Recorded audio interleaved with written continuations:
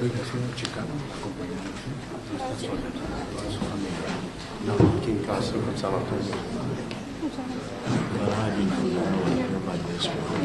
you so much. Thank you so much. Appreciate it. Okay. Okay, ven, más aquí tu madre. Venga, señora. Aquí. Ya, hermano. Bien. Okay, good afternoon, everybody. I'm Congressman Adriano Espaillat, Chair of the Congressional Hispanic Caucus. We've been joined today by the family of Kilmar Abrego Garcia. We have with us Jennifer Vasquez Sura. We have his mom, who's here with us today, and his brother, who's here with us today as well as members from CASA, an advocacy group for immigrants' rights. And we have been also joined by Senator Chris Van Hollen from Maryland, Congressman Glenn Ivey, who represents the district where Jennifer and her family lives. We got Representative Joaquin Castro, Chuy Garcia, Nydia Velasquez, Nanette Barragan, Juan Vargas. And so we want to thank all of you for being here today. This is an important effort on our part to bring back Kilmar to his family. He's got 3 kids, and the family is worried. The children are also anxious and worried and traumatized with their father's absence.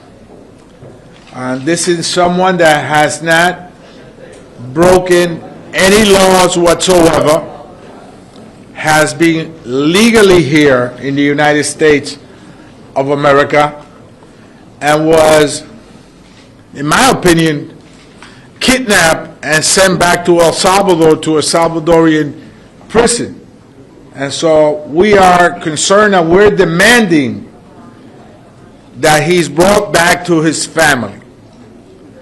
Okay, we want to hear from the family first because they want to share their story with you. And I think America deserves to know their story. We've been joined by Congresswoman Veronica Escobar. And the country needs to hear this story.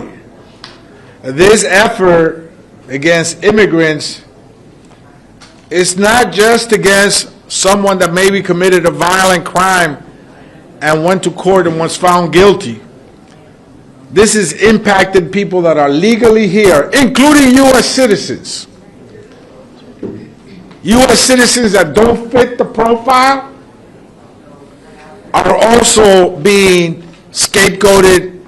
They're being stopped, interrogated, and moved around. I met with one of those folks in New York City who was interrogated for 2 hours, although he had a federal ID with him and was a U.S. citizen, as were his children and wife. So we're here for Kilmar today. He deserves to be next to his family. He has broken no law. There is no reason why he should have been sent back to a prison, and we are demanding that he comes back. With that, I want to introduce you to Jennifer Vasquez Sura. Bienvenida.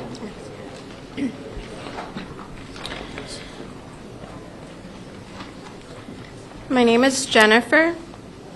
On March 12th, my husband Kilmar was abducted and disappeared by the Trump administration. It's been 28 days since I lost on my husband. Since his children hugged him, since his mother kissed him, since his brother has talked to him. Court ruled that indeed this should have never happened. The rule that my life partner Kilmar should have returned home 50 hours ago. But here I am again today, standing before you, pleading that you continue to uplift his story and remember his name, because the Trump administration and the Bukele administration continues to delay the reunification of my family. This so-called administration error has destroyed my family's happiness, my children's innocence. Kilmar, if you can hear me, I'm still fighting for you. Your brother, your mother, our children are still fighting for you. We're not going to give up hope to the Supreme Court justice, do the right thing. History will always remember you.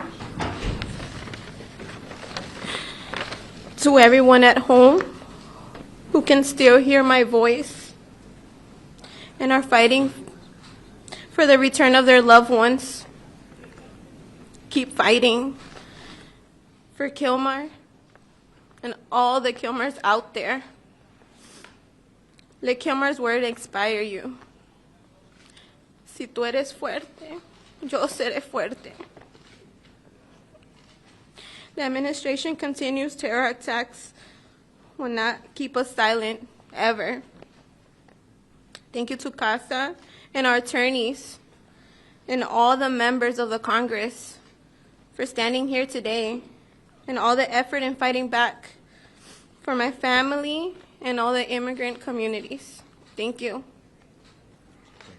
Thank you.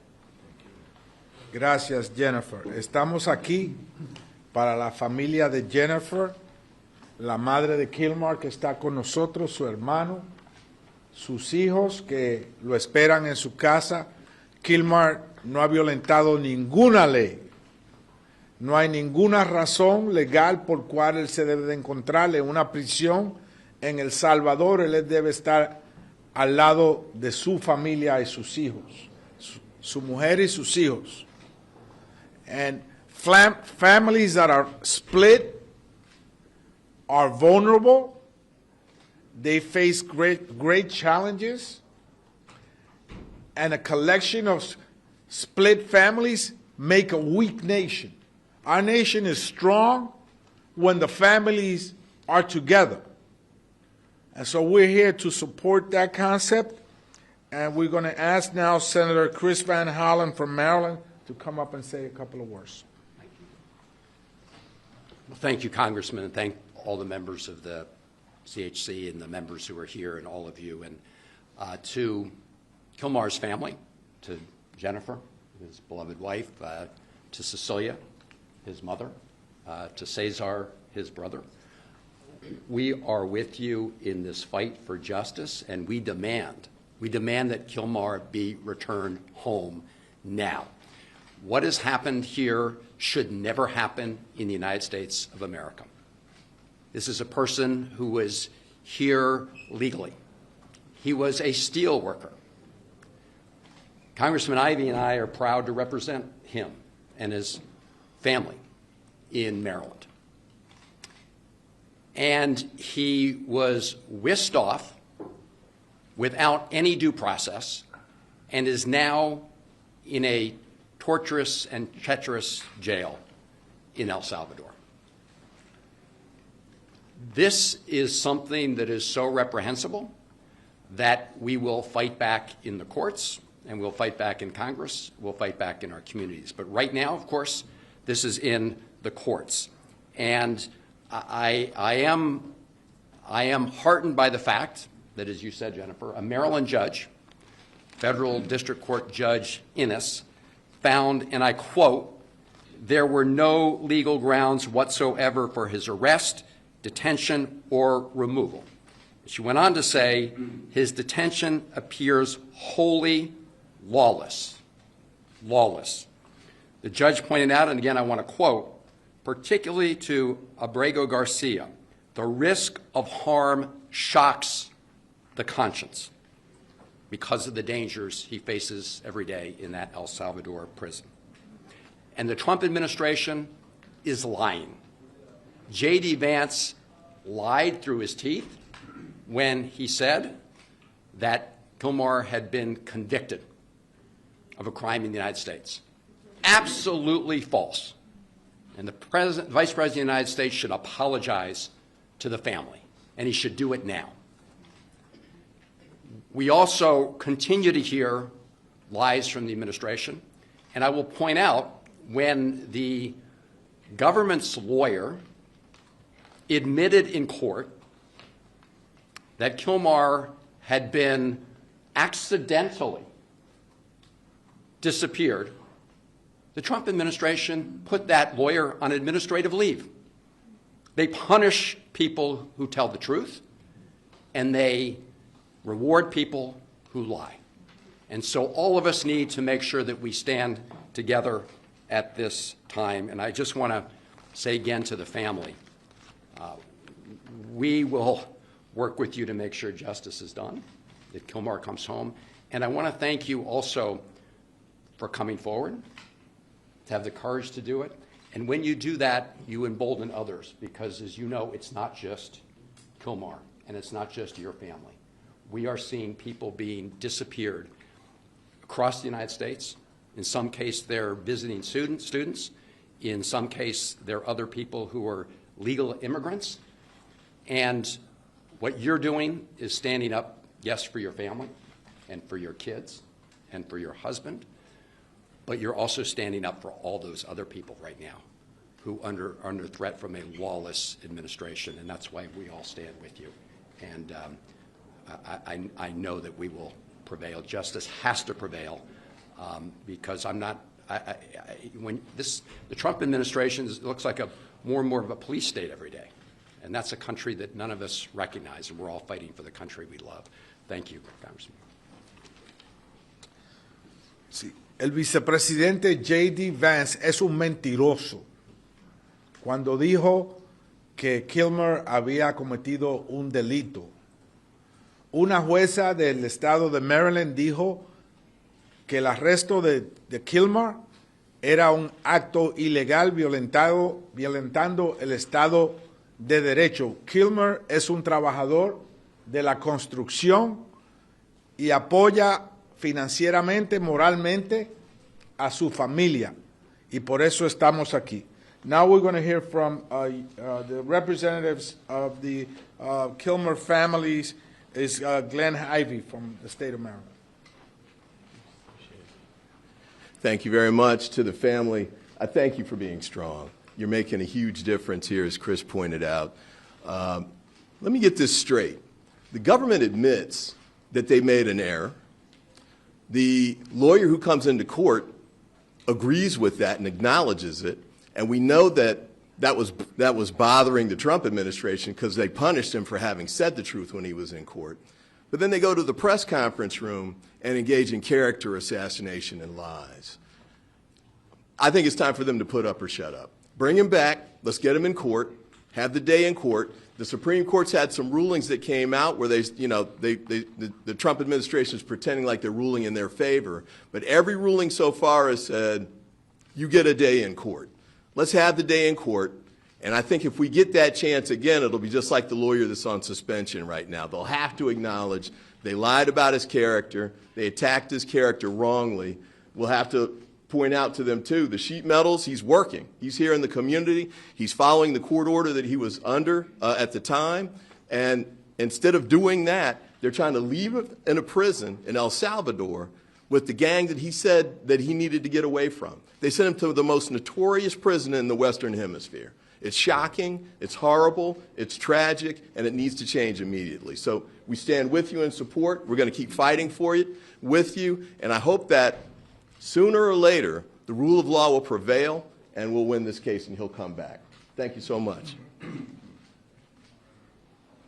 Let me just inform you that I will be writing to the Bukele administration to formally ask for his release, and also to make arrangements to go visit him, because the family has not heard from him for over 25 days. So we don't know his condition. The family deserves to know his condition. And if they don't tell us, we will visit the prison ourselves to go visit him. So we expect to do that this week. And with that, let me introduce La Luchadora, Congresswoman Nidia Velázquez.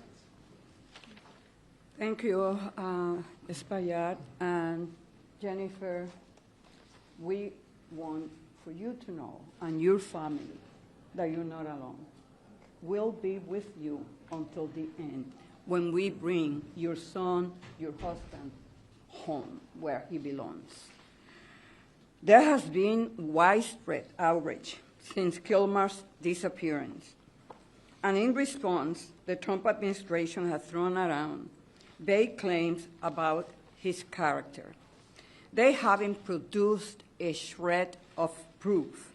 No criminal record, no gun ties, nothing. They want to act with impunity, to put all immigrants on notice, regardless of their status. But we are here to send a clear and loud message to the Trump administration. This is a nation of law, and no one is above the law. This is what happened when an administration decides it's above the law. When due process is treated like an inconvenience, when immigrant families are seen as disposable. And we must take responsibility for bringing him back. The Supreme Court has ruled that people deported under the Alien Enemies Act must still have access to the courts. Kilmar never got his day in court. That is a miscarriage of justice, and it must be corrected. Our country has the power and the responsibility to bring him home. If we want to claim to care about human rights, we cannot let this man rot in prison, in a foreign prison. And if they don't want to act, then Congress will keep the pressure on. Secretary Noem, Secretary Rubio, this is on your watch. Just yesterday, I sent Secretary Rubio a letter demanding answers about Kilmar's case and the broader human rights abuses happening at Citgo. You owe us answers. You owe this man's family answers. And you owe the American people an explanation for why the Constitution seems optional under your leadership.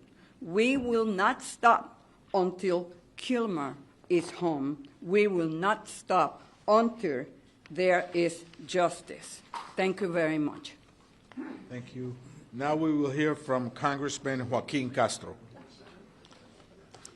Thank you, Chairman.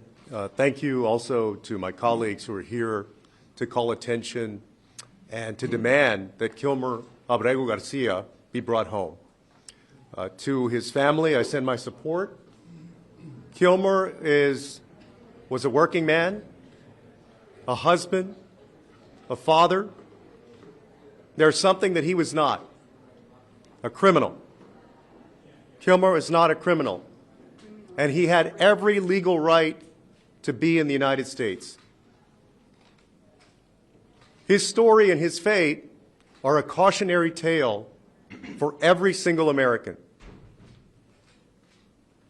If this administration will start to strip away the constitutional rights of people who have the right to be in this country, they will start with the people who are vulnerable, whom they can paint as undesirable, even if they lie about that, and they will slowly move on to other folks. In fact, we've seen that start to happen already. Legal residents have been harassed. DACA recipients have been harassed. Even United States citizens have been harassed by this administration. It makes you wonder whether we're in America. It's up to all of us to stand up for the rule of law, to stand up for our constitutional rights, to stand up for Kilmar. People from across the political spectrum, conservative and liberal, have spoken out about how scary this is, about how scary the Trump administration is becoming. And just as reckless and chaotic as his decisions have been about tariffs, so too have his decisions been about this, about deportations. And so we join you, Jennifer, and the family in demanding that Kilmar be brought back. And I want to say one last word about El Salvador. A beautiful country, but a country with a leader who has become a mercenary. A mercenary who it looks like is complicit in violating human rights. Make no mistake, Kilmar and others who have been deported, some on shaky grounds under the Alien Enemies Act, are in gulags. They are in torture prisons. And President Bukele is responsible for that. And at some point, he also must be held accountable. Thank you, Joaquin. We will now hear from Congressman Juan Vargas. Thank you very much. First, I want to thank the family for being here. I want to thank you, Jennifer, in particular. And I especially want to thank you for your tears. Because I think the American people got to see the hurt of so many families in America right now. Your tears are joined with the tears of many people in my district in San Diego, and they form a stream. And throughout this country, and they form a river of tears because of what's happening to families. Now, supposedly, the administration is the family values administration, and yet they're tearing these families apart. So thank you for your courage to come up here and show the emotion that you feel towards your husband who's been disappeared. We don't know exactly where he is. And I, too, never thought that this would happen in America. I spent time in El Salvador during the 80s as a Jesuit. I was there as a missionary, and they disappeared people there, too, and you never found them again. I never thought that something like that would happen in my own country, where masked people that worked for the government would come and abduct people off the street. So again, I want to thank you for your courage. I also want you to know that we have 2 sheet metal workers right here in the union that came to support you. They heard about your husband, and they're here. Thank you. Thank you for being here. You're not alone. We're with you. Thank you, Juan. We're now going to listen to Congressman Chuy Garcia. Thank you, Chairman Espaillat. Good afternoon. Muy buenas tardes, Jennifer. First, I want to say that you are not alone. Your family is not alone. Maryland is with you, and people all over the country are with you.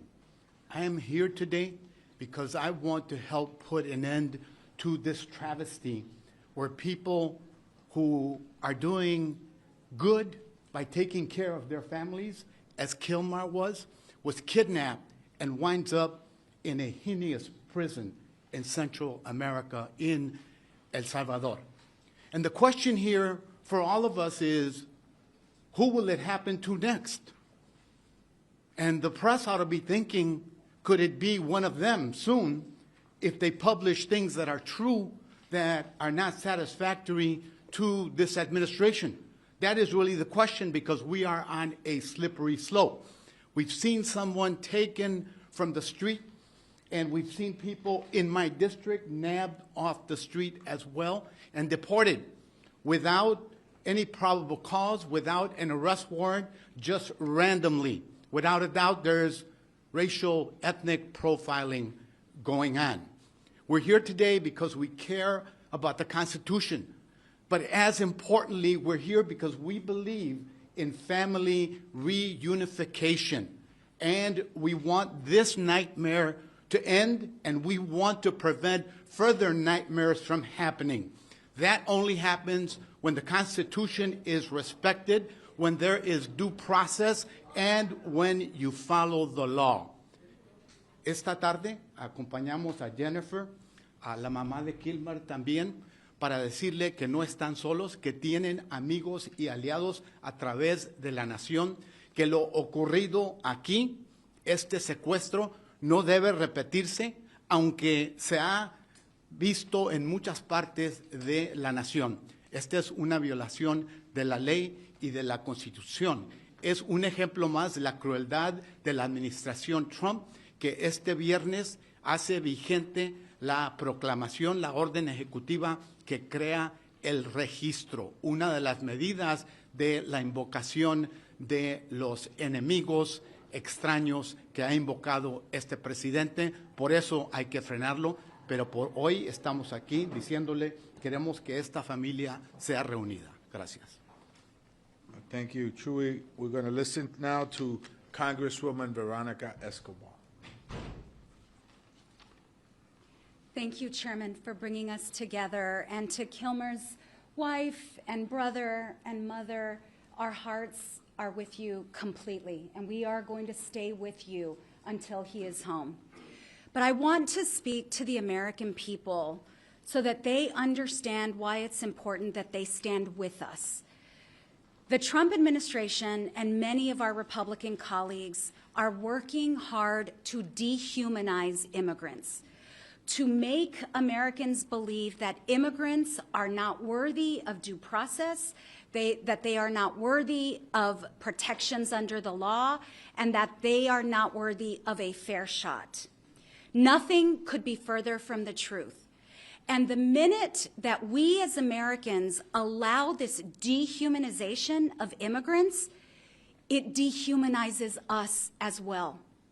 And we are either going to stand for our shared humanity and for the law, for justice in our Constitution and what is right, or we all fail together. And as my colleague, Congressman Castro, mentioned, this does not impact, this lawlessness, this violation of the Constitution, this inhumanity doesn't just apply to immigrants. It doesn't just apply to people who are legally here. We are seeing the administration target anyone who is brown or black and targeting them as though they are un-American or unworthy of American protections under the law. So just as this is happening to Kilmer, it will continue to happen to more and more people. And you have to ask yourselves, am I next? Is my family next? And so we either stand together as a nation, or we will fail together as a nation. And really, one of the only reasons we know about this case and about similar cases is because there is family here with the courage to stand up against the injustices of this administration. My question is, how many more innocent people have been targeted? How many more innocent lives have been ruined? How many more people do we not know about? And how many more are to come? And the Trump administration isn't going to tell us. They're lying about it repeatedly. We have to continue to demand transparency, demand answers, demand to see the evidence. But we need more Americans to stand with us, not just in this room, not just in Washington, D.C., but across the country. And again, the minute we allow the dehumanization of one group, that dehumanizes all of us. Thank you, Veronica. Jennifer, Doña Cecilia, César, estamos con ustedes. Estamos aquí porque creemos que esta familia debe de ser reunificada inmediatamente. Questions?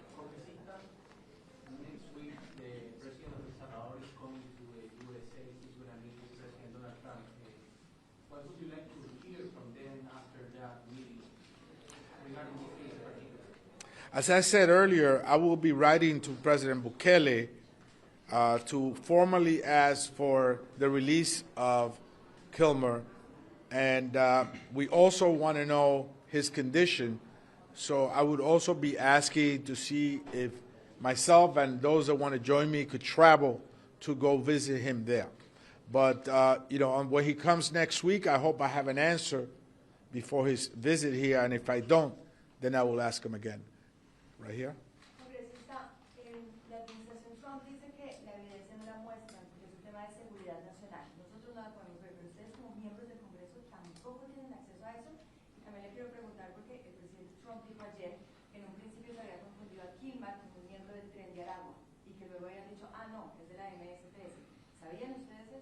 Bueno, el presidente obviamente está confundido de muchas cosas, incluyendo esa.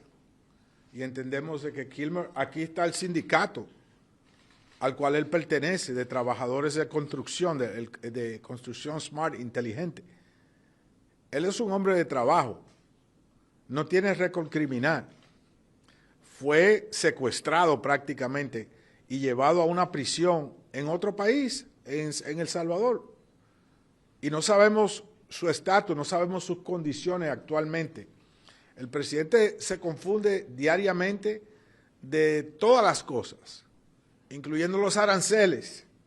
Pero estamos aquí para defender a esta familia. Entendemos de que es una familia que merece estar unida. Los hijos de Jennifer y de Kilmar necesitan ser una familia de nuevo. Y actualmente no lo son porque él fue secuestrado por esta administración. Next. Yes. Can you talk a little bit more about your letter? So in court filings, the Trump administration has said that they feel like they would have to entreat or cajole El Salvador for Kilmar's return. Are you hoping that you're able to negotiate by yourself? Look, we feel that we know that there are no charges against him. There are no charges here, and there are no charges in El Salvador. He has not been charged with a crime, and yet he sits in jail. We believe fundamentally that that is illegal. Illegal here and illegal there. If he has no charges and he's being held in prison in El Salvador, at the very least he should be released immediately there. But we feel he should come back home to his family. Next. Yes. Yeah, can you comment on the agreement between the IRS and DHS to share taxpayer information on documents? We will take off-topic questions afterwards. Yeah. So nothing has yet made an impression on the Trump administration, right? They could have brought him back potentially. That's the argument. What makes you think this effort will make any difference at all? I think that when you hear a mother speak about what is happening in her home with her children because her husband and the father of her children is not there, I think that moves this nation. And public sentiment in this nation, as Abraham Lincoln said, right in the middle of the Civil War, is everything. And so I feel that Jennifer and Jennifer's stories could move mountains, not just bring them back home. I think she could move mountains. She's talking from her heart. She's talking from her children's heart. She's here with Kilmar's mom and brother. This young man has had to take up the role of his brother to keep this family together. We commend him for that. I think this is an American story, a great story to be told. I don't see how it cannot change anybody's heart. If it doesn't, that person doesn't have a heart. Aquí atrás después. Dejar algún mensaje a los miembros de la Corte Suprema que tienen que tomar una deliberación pronto sobre este tema, ustedes y también la familia. Sí, cómo no. Bueno, nosotros pensamos que la Corte realmente erró en no traer a Kilmar back de inmediatamente, pero todavía tenemos esperanzas que ellos van a hacer la cosa correcta, que es regresar a Kilmar, porque él no violó ninguna ley aquí, ninguna ley en El Salvador, y él estaba aquí como una persona que tenía derecho a estar aquí. Entonces, la Corte sabe esto.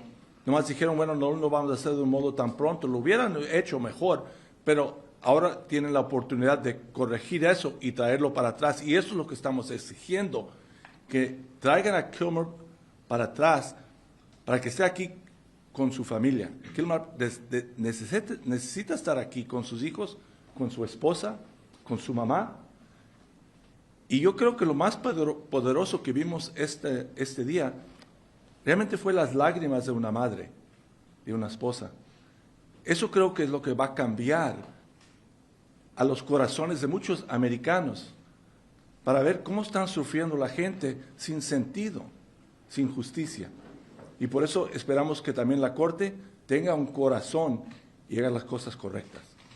Last question right here. Oh, I'm sorry. Hi.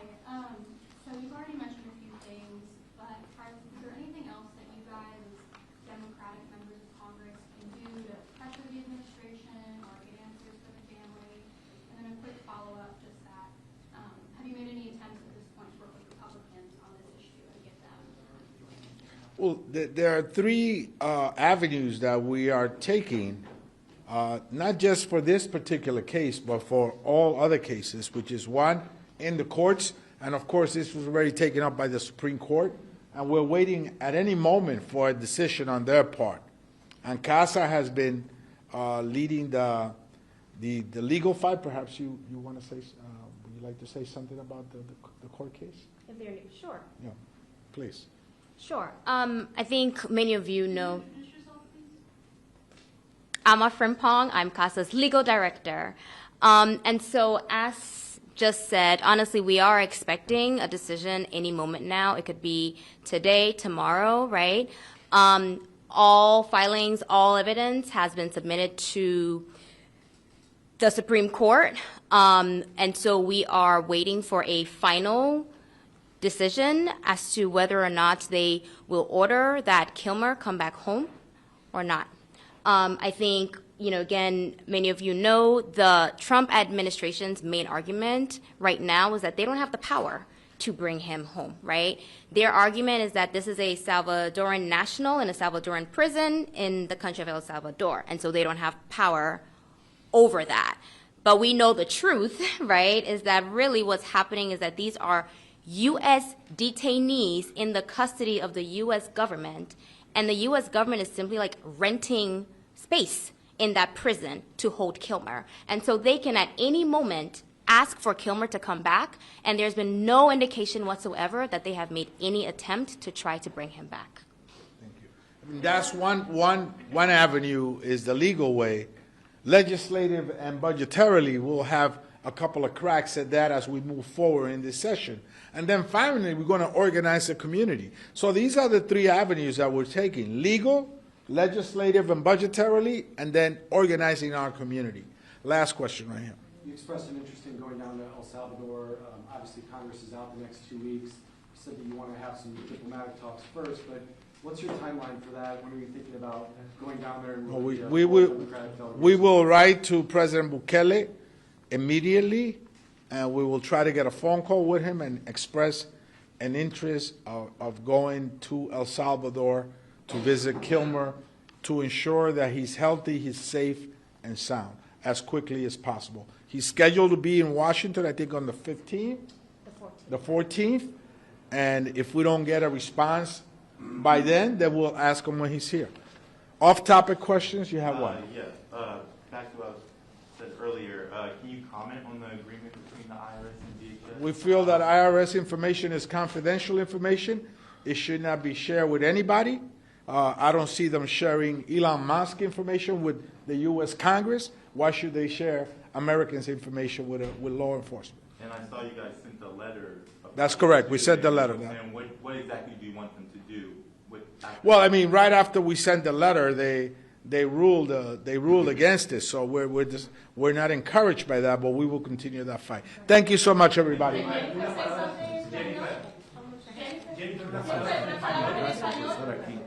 Thank you for all the work that you do.